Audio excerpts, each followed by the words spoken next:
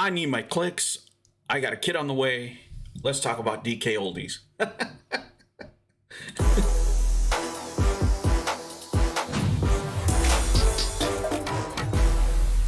Hello, humans, and welcome to another episode of Gen X Gamer. Just check it out. Looks like I have my hands up. Yeah, let's change here the view. Look at those money eyes. I'm looking for that money.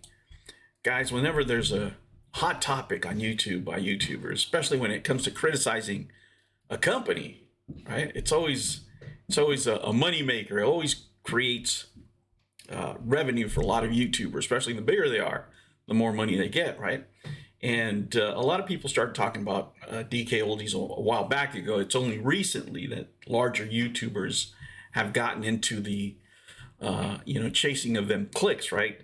And who is DK Oldies for? What are they doing with all this criticism? Guys, when you're a business, there's a couple of things you can do. And really what determines whether or not you're going to be successful is how you handle these kinds of challenges. We live now in just a different era, than we used to, say, even 10 years ago, 20 years ago, when this happened to a business. When a business got bad PR back in the day, it would come out on paper, in a message board maybe, but the information didn't travel as fast, and what do they say? Bad news travels fast, right? But, there's a couple of things here that make this case different, right? And these cases on the internet different, especially when it comes to businesses that not only operate on YouTube, but also, pay for advertising, things like that. Now, DK Oldies now is generating a lot of content for a lot of people, not only theirs, right? Their content has been popular for a while. They have an engaging presenter based on the numbers, right? That's what really determines whether or not you have a good a good face of the company. Now, let me say, he's no Tommy Tallarico, but he looks like a amicable person. It looks like people respond to him, and they're really happy to buy things on DK Oldies in order for them to get their stuff featured. Now, let me say, I have purchased from DK Oldies this pristine copy of Mortal Kombat 2. Look at that. It is cherry, guys. I love my copy. I really, really do. I'm happy with my purchase. I think it was like $3 or $5 more than anywhere else, but they have a good return policy, right? And I really wanted something that was pristine. There's some games that I will buy and I'll pay for fair market value for if they are in pristine condition. Some of the Super NES games are that for me, right? That's how much I like them. And, that's why I purchased there. And not only that, I wanted to see what the fuss was all about. I wanted to see if the box got crushed or, if their service was crappy. I want to know for myself, right? And as far as my purchase, I'm happy with it, but I'm not purchasing hardware. I'm not going to buy a console, have every console that I've ever wanted already. I even have doubles in some of them, so I'm not going to be purchasing consoles. And that's where most of their criticism is coming from, right? Their so-called claim to refurbish when they're not. It doesn't look like they're refurbishing some of these consoles. And let me say that guys, that is if proven, right? If proven and based on some of the evidence, it might be that is what is happening. But how are they going to handle it? Let's see here. Let me share these things with you. Number one, what do you do when you research DK Oldies on YouTube? You just go in there, you get their shorts, and you get a lot of videos by a lot of YouTubers, some of them major YouTubers, right, that are criticizing the company, right? And this is the one that's going on now by Jacob R. He has two videos, this long form video and a condensed one, where an ex-employee is talking about what's going on in the companies and why some of these consoles are in the state they're in, right? And what he's describing is a business that's growing faster than they can handle, and they're having quality issues. And that'll happen to companies. That is just part of what happens sometimes when you're too successful, where you're not able to scale up, at the rate of your success. And but how are they handling, and how is having a PR nightmare different now than it used to be in the past. Now, if you want to know how not to handle it, look at the Intellivision Amico. That is not how you handle criticism on the internet. It's entertaining, right? It'll produce just as many clicks as this they did here, but it's not good for your business. Let me show you some of the things that they're doing here, and a lot of it has to do with their host. Hey, Oldies, mail time. It looks like Grant from Massachusetts wrote a letter, and he says, "Oh no, there's a problem here. We gotta fix this." All right, so in PR, one of the things you have to do is own it, right? Accept that you have a problem. So a lot of the steps you're going to see here, this is pretty standard practice, but they're actually putting it on video, which is quite interesting. So Justin, Grant got his PlayStation 2 controller, but there were cuts in the wire. How could something like this happen? So we have checks in place to keep this from happening, but it looks like this one slipped through. Okay, you have video evidence from a customer saying, hey, I have a problem. This is the problem. They actually presented it to their credit, right? And this guy's accepting responsibility that there is a problem, and he just, is going to fix it. Let's see what they do.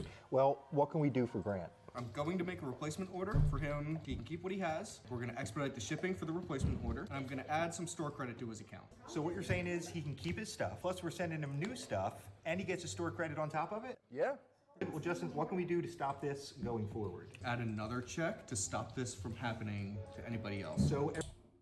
Okay, so they acknowledge the problem. The customer's getting a replacement. On top of that, they get to keep the old one. On top of that, they get store credit. This is a pretty good deal, right? This is what you would like to see a business do.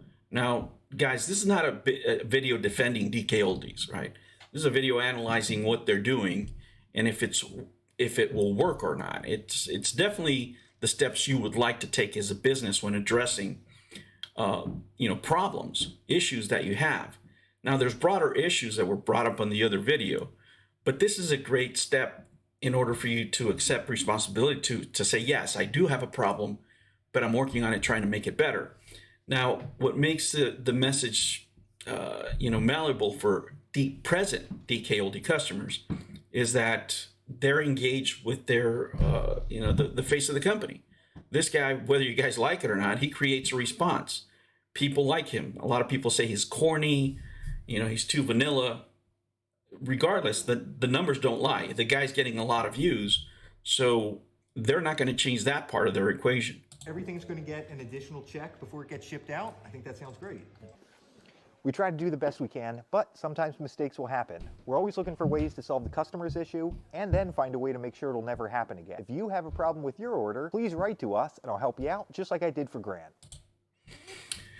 There's your solution, right? So this is the way you would address something, customer service wise. So you have to give them credit for that because they're trying to follow the playbook, if you will, on how to resolve customer service issues of this nature. Now, there's more here. They're acknowledging that they have a problem. Now, it's easier to acknowledge when you have a problem and you have money. The reason that this is getting so many views, it's getting so many clicks is because the company's making a lot of money. They're making a lot of videos. They're getting a lot of orders, even from celebrities, right? What's the difference between now and before? Now is that you have a self-generating system, right?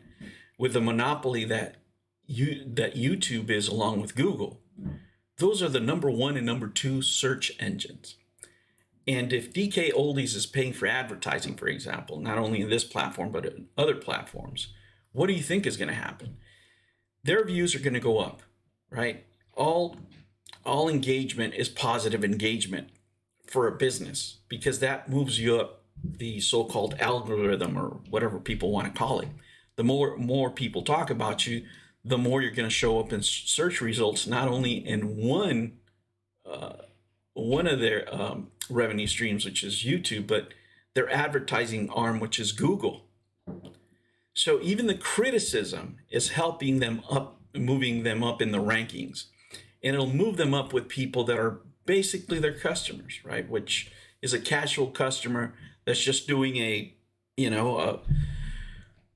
improv purchase, you know, it's a gift for somebody else. They don't care, right? A mom or pop, they just want to buy a gift for somebody else and send it to them. And if they have it available, you know, and if you have a somewhat amicable person as your face of the company, you have a reasonable guarantee for success. You see other companies imitating this model. Now you have other companies out there doing these type of videos, unboxings. Can you tell me what this video game is? You know, the same type of content that DK Oldies is making, other companies are making now. What does that tell you? Imitation is the best form of flattery, right? If people are imitating you, it's because you're doing something right. So with all the problems that they have, this is a very, very different era when it comes to PR and having issues with your company. Even with these kind of issues, you can still make money, because the mere fact that people are criticizing you makes you desired content. If you're promoting your products on YouTube or other social media, because it bumps you up in the rankings. So they're, you know, like I said, they're monetizing their critics. Their critics are helping them grow their business. That's one way. The other way, critics they act as default QCs. So now you have people that don't like them ordering products in order to criticizing them and doing the QC that they're failing to do. And by doing so, right, if you work at DK Oldies, for example, if you're a quality manager there, you're looking at all these things. Oh, we didn't do this, we didn't do that, we didn't do the other. Now you're creating systems in the background based on what your critics are saying in order to improve your company. This is something that you can use on your enterprise, right? You need to, like they say, to a certain point, some haters to criticize you and sometimes show where you're, you know, not meeting the standard. And this is actually going to help the company long term if they keep following the PR standards, if they keep making things better. If they keep making mistakes and not addressing anything and just keeping shipping the same refurbished units out that haven't been touched, then you got a huge problem. But let's see what happens. You know, in the meantime, they're going to generate a lot of content for a lot of people, I'm sure. And a lot of critics are going to be buying a lot more products from DK Oldies. How does that work? If I hate a business, I don't buy more. This only happens on YouTube, right? Where you say a business is crappy, and the first thing you're going to do is go order more products to prove your point. Oh, what a world. Thank you, guys. Thank you for the likes and subscribes. Make sure you hit that like button. It really does make a difference. What do you guys think? Will you be shopping at DK Oldies? I don't know. I might, if they have a good deal. I'll catch you on the next one. Take care. New videos every week. Make sure you don't miss out and subscribe.